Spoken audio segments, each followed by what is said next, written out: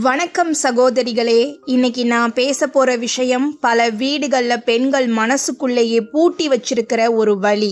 யாராலையும் புரிஞ்சிக்க முடியாத அந்த தனிமை, எல்லோரும் இருந்தும் யாருமே இல்லாத அந்த ஒரு உணர்வு, இதுதான் இன்னைக்கு பல பெண்களோட நிதர்சனம். கண்ணாடி முன்னாடி நின்னு உங்க கண்ணீர் தடயத்தை அழிச்சிட்டு ஒரு போலி சிரிப்போட மத்தவங்க முன்னாடி வந்து நிக்கிற அந்த வலி எனக்கு புரியுது. கல்யாணம் ஆகி புகுந்த வீட்டுக்கு போனதுக்கு அப்புறம் என் கணவர் தான் எனக்கெல்லாம் அப்படின்னு நீங்க வாழ்ந்துட்டு இருப்பீங்க.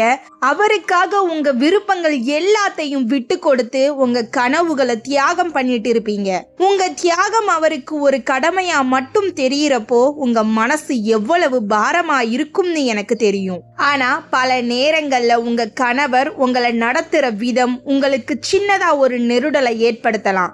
ஏன் நம்மளை இப்படி பேசுறாரு, ஏன் நம்மளை ஒரு மனுஷியா கூட மதிக்க மாட்டேங்கிறாரு அப்படின்னு பல கேள்விகள் உங்களுக்குள்ள ஓடும். ஆனா போகட்டும் விடு, ஆம்பளைங்கன்னா அப்படித்தான் இருப்பாங்க, வேலை டென்ஷன்ல கத்துறாரு அப்படின்னு உங்க மனசை நீங்களே தேத்திக்கிட்டு அந்த வலியை சகிச்சுப்பீங்க.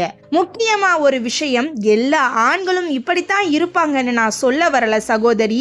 மனைவியை தங்களோட உயிருக்கும் மேலா நேசிக்கிற எத்தனையோ கணவன்மார்கள் இருக்காங்க. ஆனா ஒருவேளை உங்க வாழ்க்கையில நான் சொல்ல போற இந்த விஷயங்கள் நடந்துகிட்டு இருந்தா மட்டும் நீங்க கொஞ்சம் உஷாரா இருக்கணும். ஒரு சகோதரியா இன்னைக்கு ஒரு உண்மையை சொல்ல வந்திருக்கேன். மரியாதை இல்லாத இடத்துல காதல் இருக்கவே முடியாது. உங்க கணவர் உங்களுக்கு தர வேண்டிய மரியாதையை தராம உங்களை உதாசீனப்படுத்துறாரு அப்படிங்கறத காட்டுறதுக்கு 10 முக்கியமான அறிகுறிகள் இருக்கு. ஒரு நல்ல உறவுங்கிறது 4 தூண்கள் மேல நிக்குது. 1 புரிதல், 2 சண்டையை தீர்க்கும் பக்குவம், 3 நல்ல குணங்கள், 4வது இணைப்பு. இந்த 4 விஷயத்துல எப்போ விரிசல் விழுதோ அப்போதான் நான் சொல்ல போற இந்த தவறுகளும் நடக்க ஆரம்பிக்கும். தயவு செஞ்சு முழுசா கேளுங்க. இது உங்க வாழ்க்கை, உங்க சுய மரியாதை சம்பந்தப்பட்ட விஷயம். நீங்க நம்மளுடைய சேனலுக்கு புதுசு அப்படின்னா நம்ம சேனலை சப்ஸ்கிரைப் பண்ணிட்டு வீடியோவை தொடர்ந்து கடைசி வரைக்கும் பாருங்க. சரி, இப்போ அந்த அறிகுறிகளை பார்ப்போம். முதல் விஷயம், உங்கள் குறைகளை குத்தி காட்டுவது. சகோதரி, நம்ம எல்லார்கிட்டையும் ஏதாவது ஒரு குறை இருக்கும், பயம் இருக்கும். ஆனா ஒரு நல்ல கணவர் அதை போக்க உதவணுமே தவிர அதை வச்சு உங்களை மட்டம் தட்டக்கூடாது. உதாரணத்துக்கு உங்க நிறத்தை பத்தியோ உங்க படிப்பை பத்தியோ அல்லது உனக்கு சமைக்கவே தெரியல, எங்க அம்மா மாதிரி வராதுன்னு ஒப்பிட்டு பேசுறது, இதெல்லாம் சாதாரண கேலின்னு நினைக்காதீங்க. 4 பேர் முன்னாடி உங்களை கிண்டல் பண்றது, உங்க அப்பா வீட்டு வசதி பற்றி குறை சொல்றது எல்லாம் உங்க மனதளவுல உங்களை பலவீனமாக்குற செயல். உங்க பலவீனத்தை ஆயுதமா வச்சு உங்களை காயப்படுத்துற ஒருத்தர் கண்டிப்பா உங்களை மதிக்கலன்னு தான் அர்த்தம். உங்களை கை தூக்கி விடுறது தான் கணவன் வேலையே தவிர குழி தோண்டி புதைக்கிறது இல்ல. உங்களுக்கு பக்கபலமா இருக்க வேண்டியவரே உங்க மனசை நோகடிச்சா அந்த காயத்தை யாரால ஆற்ற முடியும்? ஒரு துணையா உங்களை செதுக்கணுமே தவிர சிதைக்க கூடாது. 2வது விஷயம், வார்த்தை விளையாட்டு. சண்டை வரும்போது கோபத்துல கெட்ட வார்த்தைகள்ல திட்டுறது அல்லது உங்களை தரக்குறைவா பேசுறது. இத கேட்டு நீங்க அழுதுட்டு இருப்பீங்க. ஆனா அதுக்கப்புறம் அவங்க என்ன சொல்லுவாங்க தெரியுமா? ஏய், நான் சும்மா விளையாட்டுக்கு தான் சொன்னேன், இதுக்கெல்லாம் போய் ஏன் இப்படி முகத்தை தூக்கி வச்சுக்கிற, உனக்கு நகைச்சுவை உணர்வே இல்ல அப்படின்னு சொல்லி தப்ப உங்க மேலேயே திருப்பிடுவாங்க. கடைசியில நாம தான் தப்பா புரிஞ்சுக்கிட்டோமோ, நாம தான் ஓவரா ரியாக்ட் பண்றோமோன்னு உங்களையே குழம்ப வைப்பாங்க. இதுக்கு பேர் தான் ஆங்கிலத்துல கேஸ் லைட்டிங்னு சொல்லுவாங்க. அதாவது உங்களை முட்டாள் ஆக்குறது.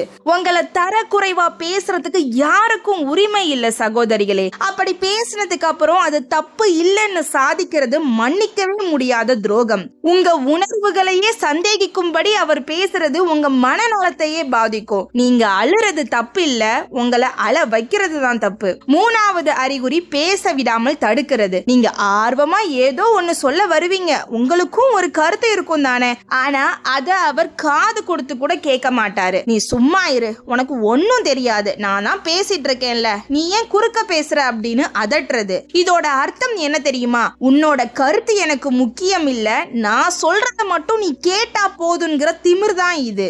ஒரு குடும்பம்னா 2 சக்கர வண்டி மாதிரி தான்.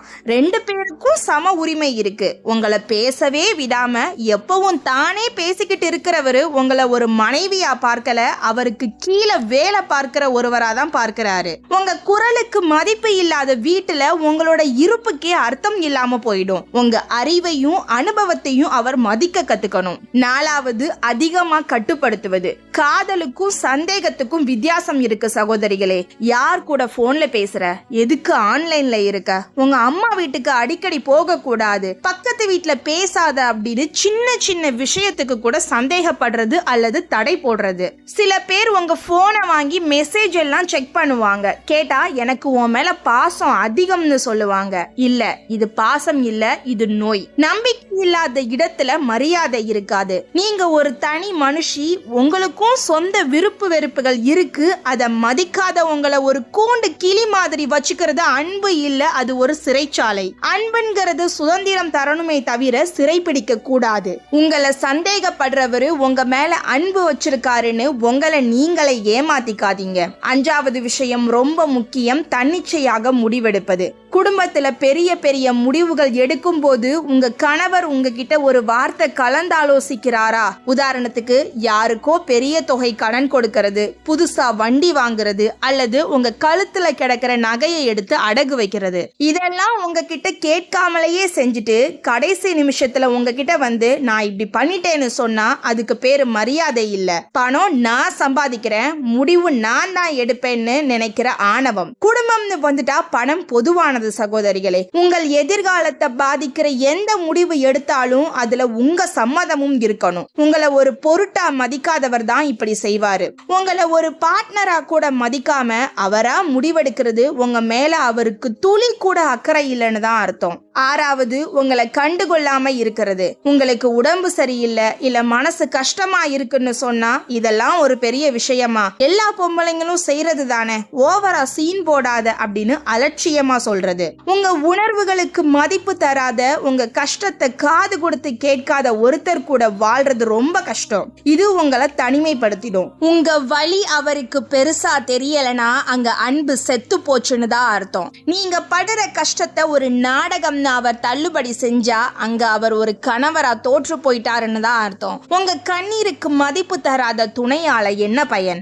7வது அறிகுறி, எல்லை மீறுவது. ஒவ்வொருத்தருக்கும் ஒரு தனிப்பட்ட எல்லை இருக்கு. என்கிட்ட இப்படி நடந்துக்காதீங்க, இந்த மாதிரி என்கிட்ட பேசுறது எனக்கு பிடிக்கலன்னு நீங்க தெளிவா சொன்னதுக்கு அப்புறமும் திரும்ப திரும்ப அதையே செஞ்சாங்க அப்படின்னா அது அப்பட்டமான அவமரியாதை. உங்க விருப்பத்துக்கு மாறா உங்களை வற்புறுத்துறது எதுவா இருந்தாலும் அது தவறுதான். அது கணவனா இருந்தாலும் சரி. வேண்டாம்ங்கிற சொல்லுக்கு மரியாதை தராத ஒருத்தர் உங்களை ஒரு மனுஷியா கூட பார்க்கலன்னு அர்த்தம். உங்க உடலுக்கும் மனசுக்கும் உங்களுக்கு தான் முதல் உரிமை இருக்கு. 8வது விஷயம், இது ரொம்ப முக்கியமானது, பொய் சொல்வது. சகோதரி நல்லா கவனிங்க. உங்க கணவர் உங்ககிட்ட சின்ன சின்ன விஷயத்துக்கு கூட பொய் சொல்றாரா? சம்பளம் விஷயத்தை மறைக்கிறது, நண்பர்கள் கூட செலவு செய்த பணத்தை கணக்கு காட்டாம பொய் சொல்றது, அல்லது ஆபீஸ்ல வேலைன்னு சொல்லிட்டு வேற எங்கேயாவது போறது. நீங்க நினைக்கலாம் இதெல்லாம் ஒரு சின்ன பொய் தானேன்னு.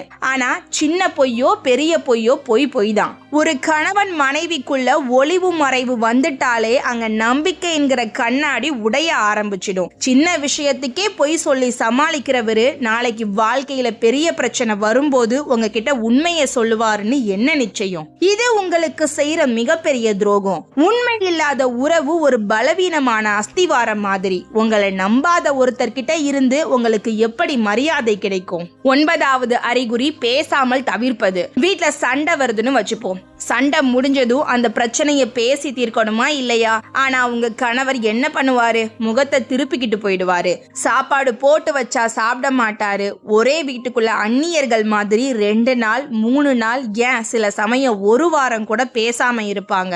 இதுக்கு பேரு தான் உணர்ச்சி ரீதியாக தண்டிப்பது. சின்ன குழந்தைங்க தான் கோபம் வந்தா நான் உன் கூட பேச மாட்டேன்னு சொல்லும். ஆனா ஒரு குடும்ப தலைவனா இருக்கிறவரு பிரச்சனையை பேசி தீர்க்காம இப்படி மௌனமா இருந்து உங்களை மன உளைச்சலுக்கு ஆளாக்குறது எவ்வளவு பெரிய வன்முறை தெரியுமா? இது உங்களை உதாசீனப்படுத்துற செயல். நீ என் பேச்சுக்கு மறுவார்த்தை பேசினா நான் உன்னை மனுஷியாவே மதிக்க மாட்டேன்னு சொல்லாம சொல்ற செயல் இது. இந்த மௌனம் பேசும் வார்த்தைகளை விட ரொம்ப வலிக்கும். உங்களை குற்றவாளியா உணர வச்சு உங்க மனச சித்திரவதை செய்யறது மிகப்பெரிய கொடுமை. 10வது அறிகுறி, உங்கள் குடும்பத்தை மதிக்காமல் இருப்பது. ஒரு பெண்ணுக்கு அவளுடைய பிறந்த வீடுங்கிறது அவளுடைய வேர் போன்றது. ஆனா சில கணவன்மார்கள் உங்க அப்பா அம்மாவை தரக்குறைவா பேசுறது, அவங்கள உங்க வீட்டுக்கு வரவிடாம தடுக்கிறது, அல்லது நீங்க அங்கு செல்வதை குற்ற உணர்ச்சியாக மாற்றுவது போன்ற செயல்கள்ல ஈடுபடுவாங்க. உங்க ஊர்ல எல்லாருமே இப்படித்தான், அல்லது அவங்க வளர்ப்பு சரியில்லைன்னு உங்க பெற்றோரை இழுப்பது உங்களை காயப்படுத்துவதற்காக செய்யப்படும் மிக மோசமான செயல். உங்களை நேசிக்கும் ஒருத்தர் உங்களை உருவாக்கியவர்களையும் மதிக்க வேண்டும். அப்படி மதிக்கலனா அவர் உங்களை ஒரு முழுமையான மனுஷியா பார்க்கலன்னு தான் அர்த்தம். உங்க பிறந்த வீட்டை அவர் கேவலப்படுத்துறாருன்னா அது உங்களையே கேவலப்படுத்துறதுக்கு சமம். உங்களை நேசிக்கிறவரு உங்க சொந்தங்களையும் நேசிக்க தவறக்கூடாது. என் அன்பு சகோதரிகளே, இப்ப நான் சொன்ன இந்த 10 அறிகுறிகள்ல ஏதாவது 1-2 உங்க வாழ்க்கையில நடந்தா பயப்படாதீங்க. மனுஷனா பிறந்தா தவறுகள் நடக்கும். ஆனா இது தொடர்ந்து நடந்துகிட்டே இருக்குன்னா நீங்க விழித்து கொள்ள வேண்டிய நேரம் வந்துடுச்சு. முதல்ல பயப்படாம உங்க கணவர்கிட்ட பேசுங்க. நீங்க இப்படி நடந்துக்கிறது எனக்கு கஷ்டமா இருக்கு, எனக்கு வலிக்குது, இது எனக்கு அவமரியாதையா இருக்குன்னு எடுத்து சொல்லுங்க. ஒருவேளை அவருக்கு தெரியாம செஞ்சிருந்தா அவர் திருத்திப்பார், மன்னிப்பு கேட்பார். அப்படி மாறினா ரொம்ப சந்தோஷம். ஆனா நீங்க எவ்வளவு சொல்லியும் நீ அப்படித்தான் பொறுத்து போகணும்னு சொன்னா அல்லது கோபப்பட்டா யோசிங்க. மரியாதை இல்லாத இடத்துல நின்னு போராடுறதை விட உங்க சுய மரியாதையை காப்பாத்திக்கிறது தான் முக்கியம். நீங்க அன்புக்கும் மரியாதைக்கும் தகுதியானவர். நீங்க யாரோ ஒருத்தருக்கு அடிமை இல்ல சகோதரிகளே, நீங்க ஒரு ராணி. அதை யாருக்காகவும் விட்டு கொடுக்காதீங்க. சரி சகோதரிகளே, இந்த வீடியோல நான் சொன்ன விஷயங்கள் உங்க மனசுக்கு நெருக்கமா இருக்குன்னு நீங்க நினைச்சா மறக்காம இந்த வீடியோவுக்கு ஒரு லைக் பண்ணுங்க. இதே மாதிரி மன அழுத்தத்துல இருக்கிற உங்க தோழிகளுக்கோ இல்ல மற்ற சகோதரிகளுக்கோ இது ஒரு விழிப்புணர்வா இருக்கும்னு நீங்க நினைச்சா அவங்களுக்கும் ஷேர் பண்ணுங்க. உங்க வாழ்க்கையில நீங்க சந்திச்ச இது போன்ற அனுபவங்களை கமெண்ட்ல பகிர்ந்துக்கோங்க. அது மற்ற சகோதரிகளுக்கு ஒரு தைரியத்தை கொடுக்கும். நம்ம சிந்திக்க சில நிமிடம் குடும்பத்துல ஒருத்தரா இணைய இன்னைக்கே சப்ஸ்கிரைப் பண்ணிடுங்க. அடுத்த வீடியோல சந்திக்கிறேன். நன்றி.